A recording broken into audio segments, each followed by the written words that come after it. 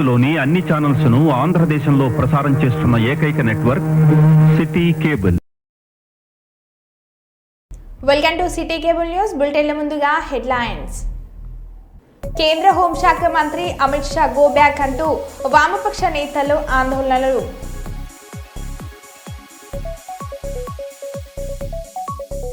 స్వచ్ఛ శ్రీశైలం కార్యక్రమాలలో భాగంగా ఈరోజు ప్రత్యేక పారిశుద్ధ కార్యక్రమం నిర్వహించబడింది.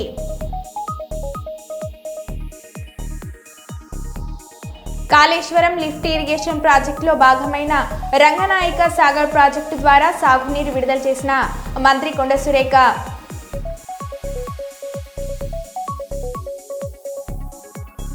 ఆరోగ్యశ్రీ నిధులను విడుదల చేయాలి, Telangana network hospital association demands.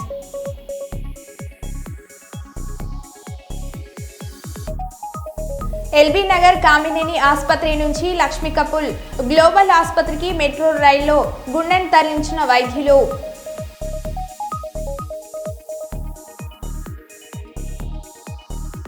హన్మకొండలో లలిత జ్యువెలర్స్ 57వ బ్రాంచ్ ను ప్రారంభించిన MLA Nayani Rajender Reddy, Warangal MP Kadiyam Kavya.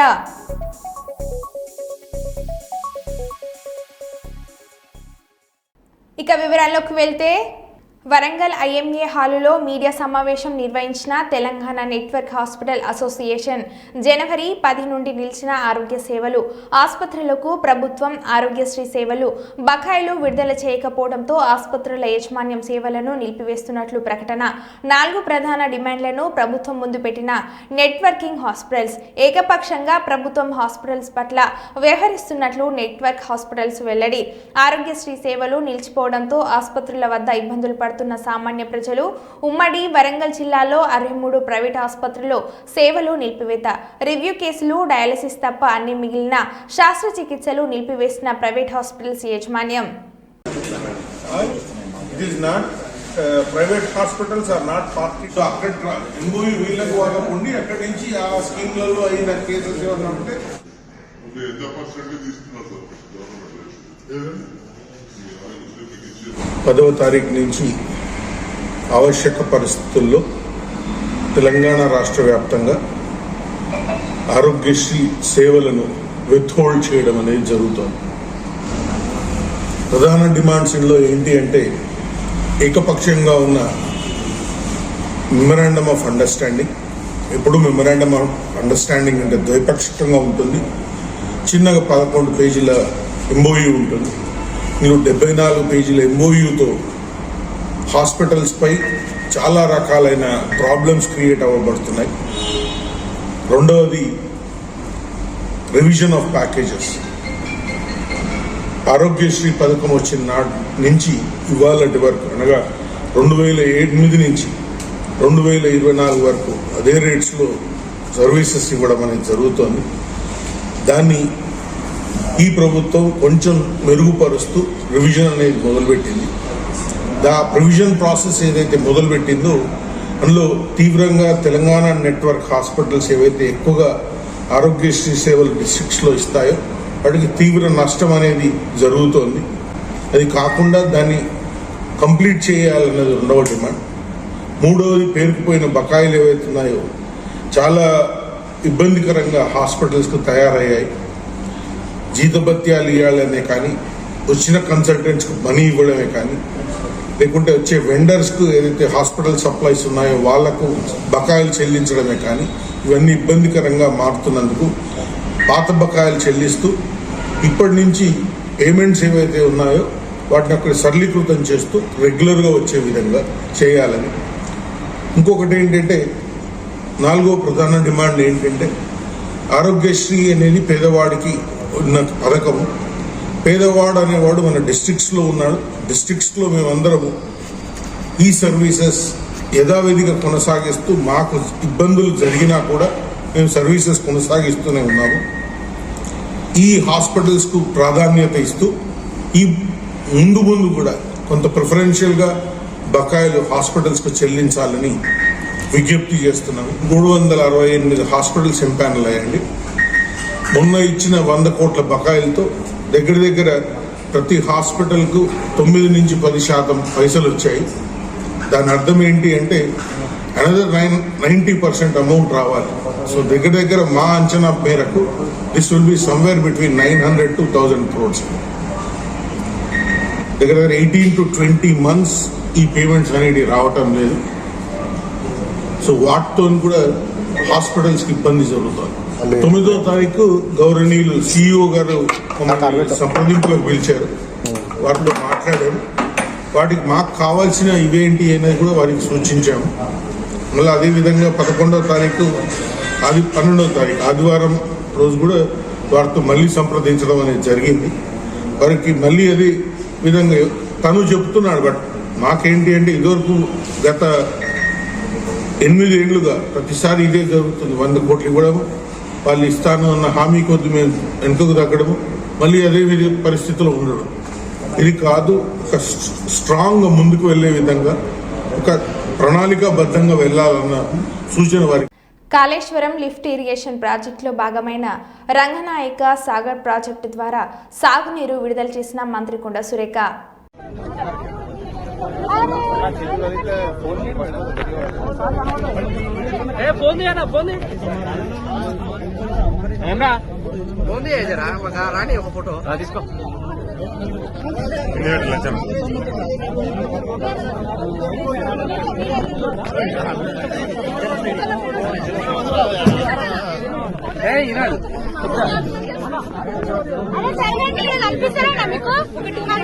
Madam ఆగండి మేడం, మేము ఎంత మీడియా వాళ్ళే, మేము మమ్మల్ని నూకేస్తున్నారు. మీరు మేము ఎట్లా తీసుకుంటాం? ఎటు జరగమంటారు? ఎక్కడ తీసుకోమంటారు మేడం? మీరు నూకేస్తున్నారు కదా, తెలియదు కదా మేడం, చెప్తున్నాం కదా మేడం. మేము నూకేస్తున్నాం, మొత్తము నూకేస్తున్నాం అంటున్నా. మరి మేము ఇటు వచ్చినాం కదా మేడం, ఫోటో తీసుకుంటారు. ఆర్గ్యుమెంట్ మరీ ఓవర్ చేస్తున్నారు. మరి మీరు ఐడి కార్డు వేసుకొని అవ్వాలి రారు, కిందకి వచ్చినాక ఎప్పుడు సమాధానం. మరి లేకుంటే ఐడి కార్డు వేసుకొని అవ్వాలి రారు, ఐడి కార్డు వేసుకొని అవ్వాలి రారు అంటున్నా. బెదిరియాలే, నువ్వే నూకేస్తున్నావు. మొగలు అట్లా ముట్టుకొని నూకేయడం నీకు తెలియాలి. ఐడి కార్డు వేసుకొని రావన్నట్టు. రేపటి నుంచి మీరు ఈ ఐడి కార్డు ప్రోగ్రామ్ పెడితే వేసుకు అలా ఉంటేనే రమ్మను, లేకుండా మేము కూడా చెప్తాం వాళ్ళకు.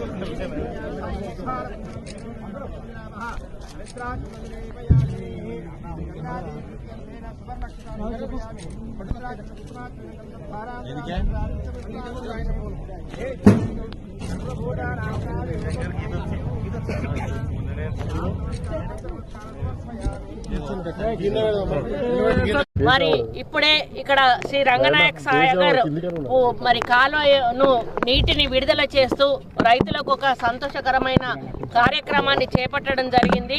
మరి ఇది ఈ సాగర్ సామర్థ్యం 3 TMCలు, ప్రస్తుతం ఉన్న నీటి నిల్వ 2.44 TMCలు, ప్యాకేజీ నెంబర్ వచ్చేసి 11, ఎడమ కాలువ పొడవు వచ్చేసి 21.72 కిలోమీటర్లు, ఆయకట్టు 70,000 ఎకరాలు, కాల్వ సామర్థ్యం వచ్చేసి 512 క్యూసెక్స్, కుడి కాలువ పొడవు వచ్చేసి 23.85 కిలోమీటర్లు, ఆయకట్టు వచ్చేసి 40,000 ఎకరాలు, కాలువ సామర్థ్యం వచ్చేసి 3.9 క్యూసెక్లు. ప్రస్తుతం ఎడమ కాలువ ద్వారా నేను నీటిని విడుదల చేయడం జరిగింది. ప్రయోజనం పొందే జిల్లాలు సిద్దిపేట మరియు రాజన్న సిరిసిల్ల జిల్లాలు. దీని పరిధిలో పూర్తి ఆయకట్టు 1,10,000 ఎకరాలకు ఆయకట్టు అసలు రావాలి. ప్రస్తుతం 42,000 ఎకరాల ఆయకట్టుకు మాత్రం నీరు అందుతుంది. ప్రయోజనం పొందే నియోజకవర్గాలు ఏవైతే ఉన్నాయో సిద్దిపేట, రాజన్న సిరిసిల్ల, హుస్నాబాదు, మానకొండూరు, జనగాము 10 మండలాలు, 84 గ్రామాలు ఈ నీటి వల్ల లబ్ధి పొందుతూ ఉన్నాయి. ఈ నీటి విడుదలతో 166 చెక్ డ్యాములు కూడా నింపబడతాయి.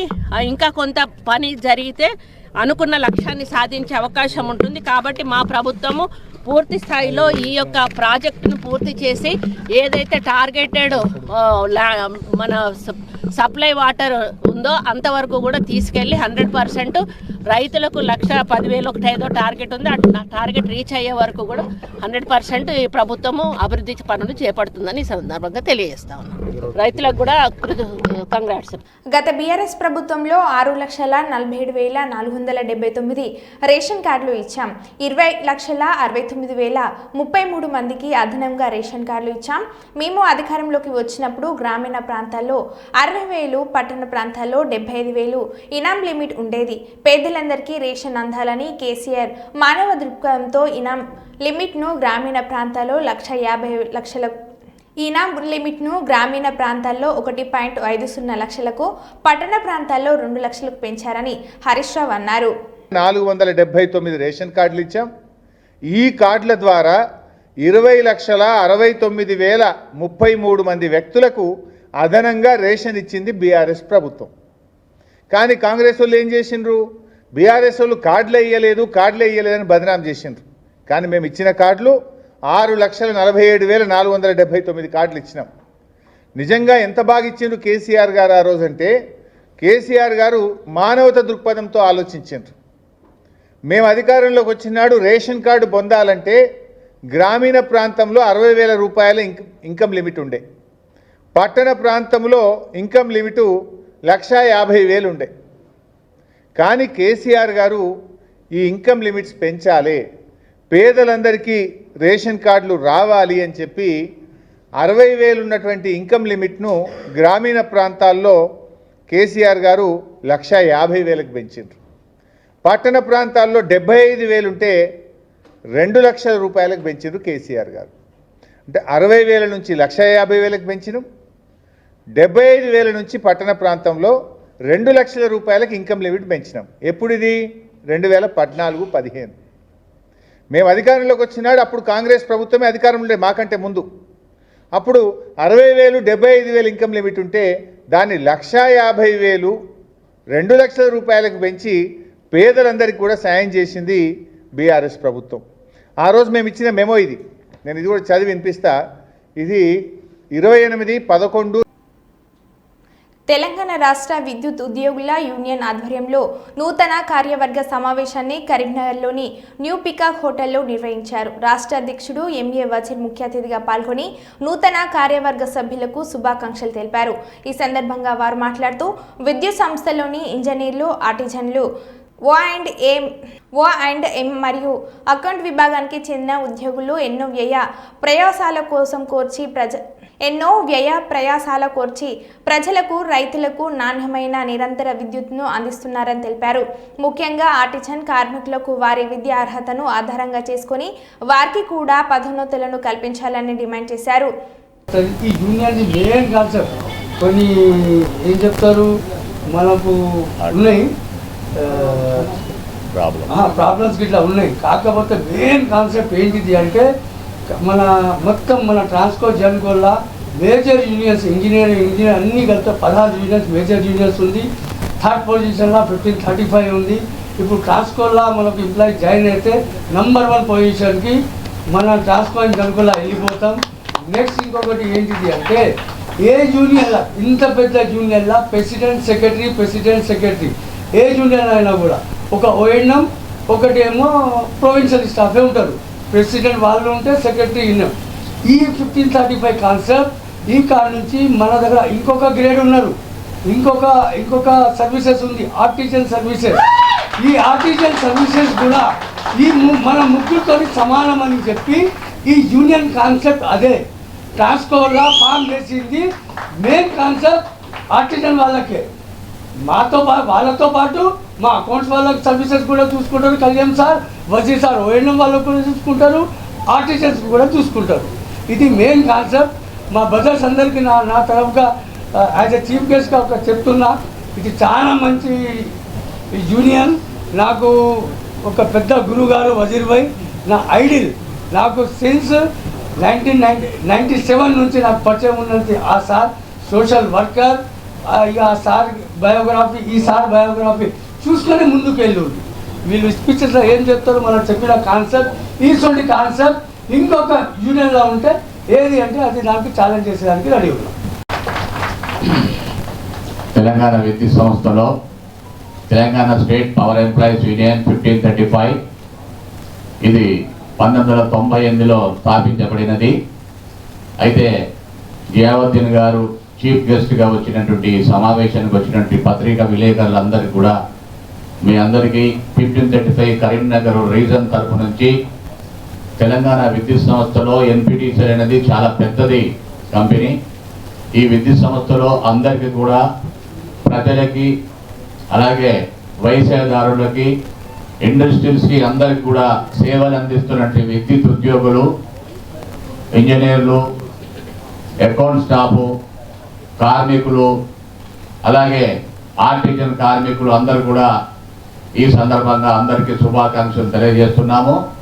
ముఖ్యంగా కరీంనగర్ రీజన్లో Telangana state power employees union 1535 region ఈరోజు ఫామ్ చేయడం జరిగింది. దానికి ముఖ్య అతిథిగా మన ట్రాన్స్కో నుంచి కళ్యాణ్ శ్రీనివాస్ రెడ్డి గారు, అలాగే 1535 యూనియన్ తరఫుని సెక్రటరీ గారు రాధాకృష్ణ గారు, అలాగే ఎన్పిటిసిఎల్ నుంచి మూర్తి గారు, ముడిగ సీను గారు, ఈ సమావేశానికి వచ్చినటువంటి రాము గారు జన్కో నుంచి, కుమారస్వామి గారు, అలాగే ఎస్పీటీసీఎల్ నుంచి ప్రమోద్ గారు, శ్రీనివాస్ గారు, ఈ సమావేశానికి వచ్చినటువంటి 4 కంపెనీల నుంచి నా అధ్యక్ష కార్యదర్శులు ఈ సమావేశానికి వచ్చారు. కన్వర్షన్ అనేది ఖచ్చితంగా ప్రభుత్వము మేనేజ్మెంటు కలిసి మరి వాళ్ళు చదువుకి తగ్గటువంటి పోస్ట్ ఇవ్వాలని మేము అడుగుతున్నాము. ఇది ఒక జాబ్ కూడా పనిచేస్తూ ఉన్నది దీని మీద. కాబట్టి ప్రభుత్వం తక్షణమే ఈ 4 సమస్యల మీద ఈపీఎఫ్ టు జీపీఎఫ్, అలాగే ఓఎన్ఎం కార్మికుల యొక్క, అలాగే అకౌంట్స్ కార్మికుల యొక్క సమస్యలు, అలాగే ఆర్టిజన్ కార్మికుల యొక్క సమస్యలు తక్షణమే పరిష్కరించాలని చెప్పి Telangana state power employees union తరఫు నుంచి ప్రభుత్వానికి విజ్ఞప్తి చేస్తున్నాము. Thank you very much. MA Wazir, Telangana state power employees union, మన సెంట్రల్ కమిటీ అధ్యక్షులు. హైదరాబాద్ మెట్రోలో గుండెను తరలించిన డాక్టర్లు ఎల్బీ నగర్ కామినేని ఆసుపత్రి నుంచి లక్ష్మీ కపూల్ గ్లోబల్ ఆసుపత్రికి మెట్రో రైల్లో గుండెను తరలించిన వైద్యులు. ఇందుకోసం గ్రీన్ కారిడార్ ఏర్పాటు చేసిన మెట్రో అధికారులు 13 కిలోమీటర్ల దూరాన్ని 13 నిమిషాల్లో చేరుకొని రోగికి గుండెను అమర్చిన డాక్టర్లు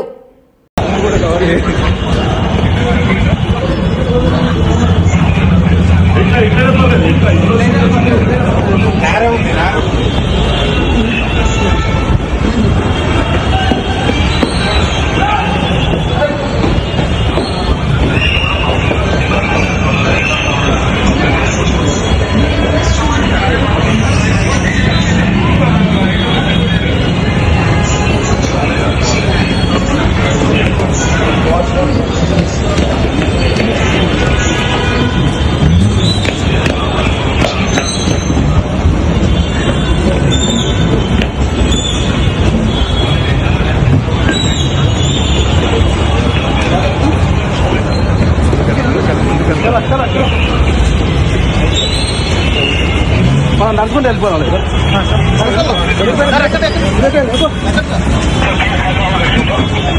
చాలా ఫ్రీగా ఉంది.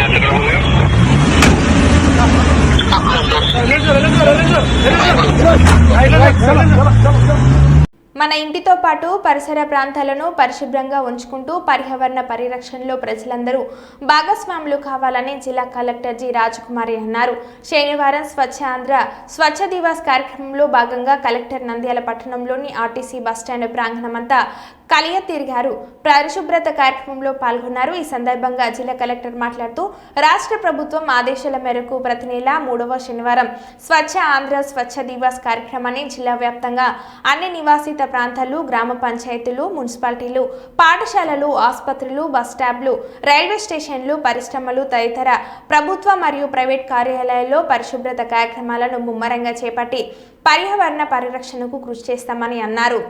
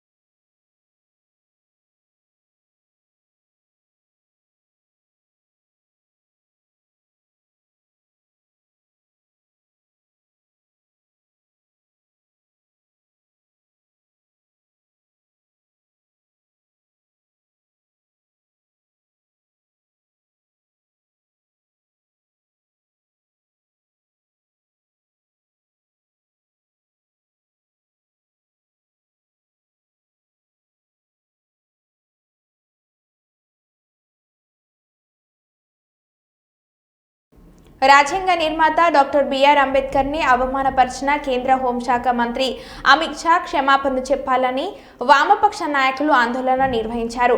రాజ్యాంగ నిర్మాతకు క్షమాపణలు చెప్పిన తర్వాతనే రాష్ట్రంలో పర్యటించాలని వామపక్ష నాయకులు కలెక్టరేట్ ఎదుట నిరసన కార్యక్రమాన్ని నిర్వహించారు. అలాగే కేంద్ర మంత్రివర్గం నుంచి కూడా అమిత్ షాను బర్తాఫ్ చేయాలని డిమాండ్ చేశారు. లేని పక్షంలో ఆందోళన నిర్వహిస్తామని హెచ్చరించారు. అలాగే రాష్ట్ర ప్రభుత్వం అమిత్ షా చేసిన వ్యాఖ్యలను ఖండించకుండా ఆయన్ను ఘనంగా ఆహ్వానించడం సరైంది కాదని వామపక్ష నాయకులు ఆవేదన వ్యక్తం చేశారు.